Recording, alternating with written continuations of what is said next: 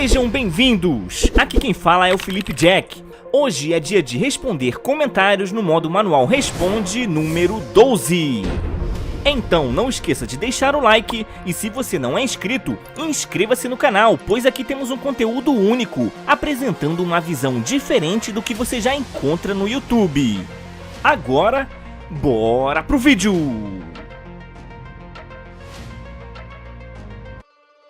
O Lucas Joacai Braga perguntou se os cavaleiros têm o poder de destruir planetas. Analisando tudo o que acontece durante as lutas entre os cavaleiros, nós podemos concluir sem medo de errar que não. Os golpes dos cavaleiros são destruidores, mas são capazes de causar destruição apenas em âmbito local. Por exemplo, os Cavaleiros de Ouro são considerados os guerreiros mais poderosos de Atena. Porém, durante todas as vezes em que entraram em confronto, podemos ver que mesmo atacando com sua força total, os seus golpes mais poderosos não abrangem uma grande área, pois as técnicas de cavaleiro são muito focadas no corpo do adversário. As lutas acontecem em locais pequenos, muitas vezes locais fechados, e que muito mal chegam a causar danos nos arredores. Você nunca vai ver um cavaleiro destruindo uma montanha inteira, do jeito que o Mestre Kami já conseguia fazer lá no comecinho de Dragon Ball. Pois nunca houve, nem no mangá e nem no anime clássico de Saint Seiya, um personagem destruindo uma cidade inteira, como se jogasse uma bomba, do jeito que fazem em Dragon Ball Z, por exemplo. Entenderam? No mundo de Cavaleiros do Zodíaco, isso não acontece. No máximo, quebram algumas pilastras ou deixam alguns buracos no chão. E é só. O ataque mais poderoso que já foi usado em Saint Seiya é a exclamação de Atena. E mesmo quando duas exclamações de Atena se chocaram, não aconteceu uma grande destruição no santuário. No máximo derrubou alguns escombros na casa de Virgem. E foi só isso mesmo. Lembre que foi super difícil destruir os pilares de Poseidon, que eram apenas construções, cara. Então, imagina destruir um planeta inteiro. Portanto, somente os deuses no mundo de Saint Seiya poderiam causar danos a nível planetário, como Poseidon, que causou um dilúvio, e Hades, que estava mexendo nas órbitas dos planetas. E aqui vou aproveitar para desmentir uma teoria muito difundida entre os fãs, que não possui nenhum fundamento no universo de Saint Seiya. Por exemplo, o Márcio Bruxo disse que Ikki foi pulverizado contra a saga e que eu me equivoquei. Só que não. Quer provas? Veja só.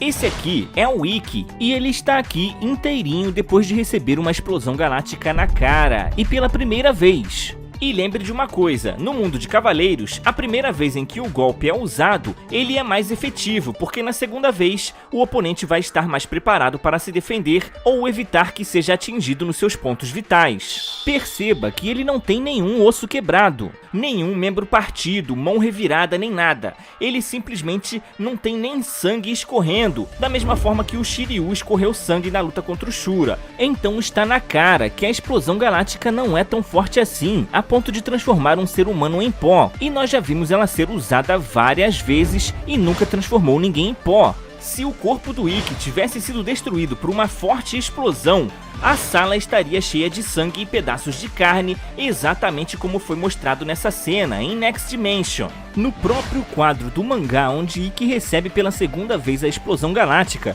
podemos ver claramente que apenas a armadura de Ikki está sendo quebrada. Em nenhum lugar você vê o corpo dele sendo despedaçado, sendo cortado ou virando pó. Ele simplesmente não foi mais mostrado na cena seguinte, como já aconteceu diversas vezes com o Ikki e outros personagens também. A história continuou e Ikki ficou desaparecido, simples assim. E os fãs ficam criando teorias cada vez mais loucas para tentar explicar o roteiro ruim do Kurumada, que simplesmente some com os personagens de uma hora para outra sem dar nenhuma explicação. Cara, ele faz isso toda hora, e não é só com o Ikki. Quer um exemplo? O Shiryu interferiu na disputa entre duas exclamações de Atena. A explosão foi tão forte que Miro disse explicitamente que Shiryu devia ter sido pulverizado. Miro disse isso só porque eles não o encontraram nos escombros, e ele estava imaginando o que poderia ter acontecido com o Shiryu. Obviamente ele estava enganado, Shiryu estava vivo em algum canto caído por ali. Ele simplesmente não foi mais mostrado na tela. Ele ficou desaparecido por um tempo, da mesma forma que o Ikki. Muito cuidado ao usar falas aleatórias de personagens como se fossem provas das suas teorias. Por exemplo, durante a luta entre Shaka e Ikki, Shaka achou que Ikki tinha morrido morrido com as 6 existências e ficou falando que ele devia ter caído ou no inferno ou no mundo das chacinas. Mas o Shaka estava obviamente enganado e que estava quietinho ali, vivinho da Silva, só ouvindo o que o Shaka estava falando. Ele apenas se fingiu de morto para pegar o Shaka desprevenido com o seu golpe fantasma, e a prova disso é que logo em seguida ele diz que nem o inferno e nem o mundo das chacinas que Shaka tinha acabado de mencionar quiseram ele por lá. Então ele realmente estava ali deitado se fingindo de morto, escutando o que o Shaka disse. Não é possível que realmente tem gente que acha que o Ikki morreu aqui nessa cena, cara. O próprio Ikki sabe que não é imortal. Ele mesmo disse que não importa quantas vezes fosse derrotado pelo Shaka, ele continuaria retornando para atacá-lo até que Shaka caísse ou que ele mesmo morresse. Uma outra fala que eu já vi pessoas usando para tentar provar essa teoria maluca acontece na luta contra Kanon. Quando viu que Ikki resistiu à sua explosão galáctica, ele ficou se perguntando se Ikki era mesmo imortal como a sua constelação. Ele não declarou o Ikki como imortal, ele estava apenas pensando alto e fez uma pergunta, não uma declaração. Será que é tão difícil perceber a diferença? Já deu para perceber que os personagens podem tirar conclusões precipitadas? Querem mais um exemplo? Vamos lá. Quando o Ikki explodiu, querendo levar o Shaka junto com ele, todos os personagens que presenciaram pensaram que tanto o Shaka quanto o Ikki tinham morrido, pois os dois sumiram na explosão sem deixar nenhum rastro. Será que os dois viraram pó? Claro que não. Rolou a maior comoção, Shun chorando a perda do Ikki, etc. Ninguém no santuário chorou a morte do Shaka, mas beleza. Depois vimos que eles não morreram, caíram em uma dimensão paralela por causa de uma ruptura dimensional causada pela explosão. Ninguém virou pó. No mundo de Saint Seiya, uma explosão muito forte pode abrir uma ruptura dimensional, mesmo que sem querer. Conclusão, é muito fácil explicar o que aconteceu com o Ikki na luta contra o Saga. Ele simplesmente pode ter ficado desaparecido depois de cair em um buraco, ou ficar atrás de algum escombro da mesma forma que o Shiryu, ou ele pode ter caído em uma dimensão paralela por causa da explosão muito forte, da mesma forma que aconteceu com ele na luta contra o Shaka. O Fábio Lúcio disse que Shaka deixou claro que Ikki virou poeira espacial. Será? Vamos analisar o contexto. Nessa cena, vemos Shaka falando sozinho ou pensando consigo mesmo, imaginando que Ikki estava vagando pelo espaço como milhões de partículas. Tá vendo aí? Essa é a prova de que o Ikki foi transformado em poeira, só sobrou micróbio. Não. Shaka estava simplesmente imaginando o que poderia ter acontecido e torcendo para que Ikki retornasse são e salvo. Shaka não presenciou o fato, ele não estava lá para saber o que aconteceu com certeza. Sendo assim, o que lhe restou foi imaginar, assim como o Miro ficou imaginando que o Shiryu tinha sido pulverizado. E tanto o Miro quanto o Shaka estavam enganados. Vamos combinar uma coisinha aqui. Se o Ikki virasse pó, ele morreria, ok? Ele não tem como se regenerar como um Majin Buu faz, cara. Não precisa nem fazer ele virar pó. Na luta contra Caim, ele simplesmente iria morrer se não fosse salvo pelo seu inimigo. E essa ideia de que ele pode ressuscitar dos mortos, cara, não viaja. As pessoas confundem o ser humano Ikki com a ave mitológica Fênix. Preste atenção, os cavaleiros recebem cosmo das constelações que os protegem, mas eles não recebem características físicas das constelações que os protegem. Raciocina comigo, o cavaleiro de peixes consegue respirar debaixo d'água só porque a sua constelação é peixes?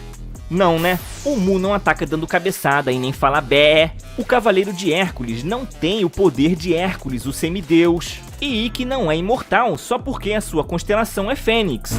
Os cavaleiros são simplesmente lutadores que usam energia para combater. Eles dão soco, chute e alguns deles conseguem usar habilidades especiais, como atacar com fogo, com gelo, causar uma explosão, mandar para outra dimensão. Mas é isso, eles são lutadores. Eles não têm os poderes das criaturas mitológicas, deu para entender?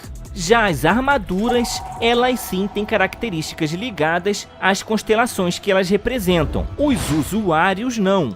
O Michel Marques disse que o Ikki é imortal somente quando estiver em posse da armadura. E isso é outra teoria muito difundida na internet, só que essa teoria também não tem nenhum fundamento na obra original, e vou te mostrar por quê. A armadura de Fênix tem a capacidade de ser restaurada sem precisar de sangue de cavaleiro, como as outras armaduras precisam.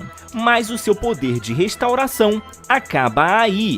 Essa é a sua característica especial que faz referência à ave mitológica que representa. E é só isso, a armadura de Fênix não tem o poder de regenerar o corpo do Ikki e nem curar os seus ferimentos, e a prova disso é que quando o Ikki está ferido, ele precisa ir até a Ilha Cannon para se curar. E outro ponto, para a armadura se regenerar quando é destruída, ela precisa que Ikki queime o seu cosmo e só então ela reage ao cosmo do seu usuário e aí sim ela se restaura. Ora, para isso acontecer, o Ikki tem que estar vivo, não é verdade?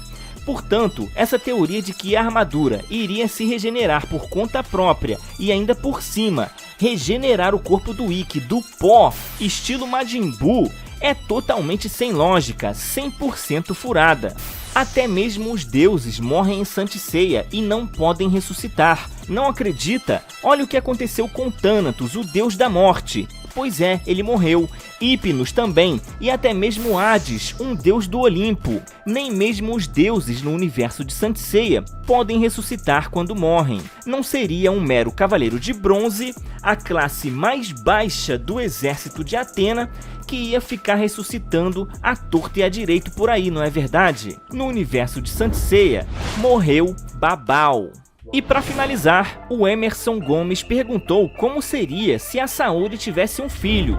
Bom, eu acho que seria muito legal. Imagina só, um futuro alternativo onde Seiya teve um filho com a Saori e ele nasce com poderes e características especiais, como um semideus. Que tal? Seria uma ótima forma de continuar a história, explorando capacidades que vão além do que nós já vimos os outros personagens alcançar. Por exemplo, ao invés de arrumar novas transformações para o Seiya ficar mais forte do nada, poderia criar a história do filho dele com Saori, que por ser um semideus, teria capacidade de ir além do que um ser humano comum poderia alcançar.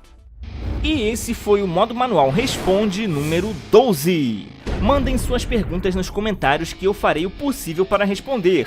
Para ajudar a manter a produção do canal, seja membro como o Fabrício, o Elton e o Dayan. Ou faça uma contribuição de qualquer valor sem compromisso através do Pix, como o Alexandre e o Ricardo.